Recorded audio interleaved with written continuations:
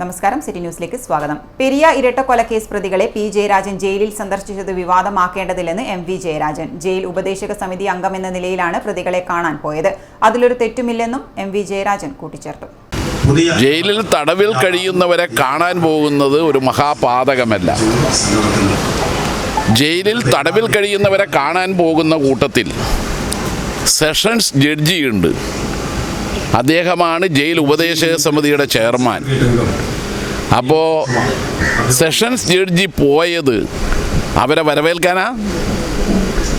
Sessions ജഡ്ജിക്ക് പരാതി ജയിലിലെ തടവുകാർ കൊടുക്കുന്നതിന് പ്രത്യേക ബോക്സ് എവിടെയുണ്ട്.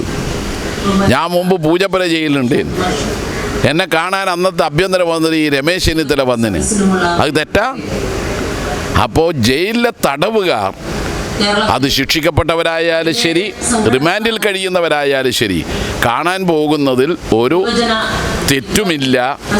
ജയിൽ ഉപദേശക സമിതി അംഗമെന്ന നിലയിൽ പി ജയരാജൻ പോയിട്ടുണ്ട്.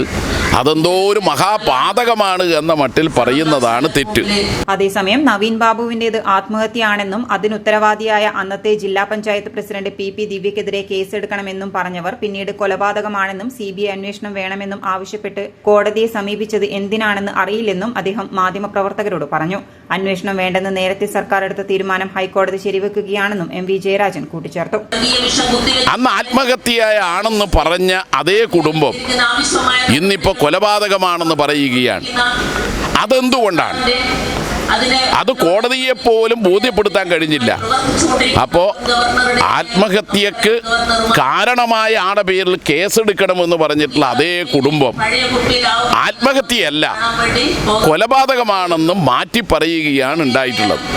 കോടതിയുടെ മുമ്പാകെ തെളിവുകളും വസ്തുതകളും വേറെയൊന്നും കാണാത്തതുകൊണ്ട് ആത്മഹത്യ തന്നെയാണ് എന്നതിൻ്റെ അടിസ്ഥാനത്തിൽ പോലീസ് എടുത്ത കേസിന്മേൽ ഫലപ്രദവും കാര്യക്ഷമവുമായ അന്വേഷണം നടത്തണമെന്നും കുടുംബം നൽകിയ പരാതിയുടെ രണ്ടാമത്തെ പരാതിയുടെ ആ ഉള്ളടക്കം പോലീസ് പരിശോധിക്കണമെന്നുമാണ് കോടതി പറഞ്ഞിട്ടുള്ളത്.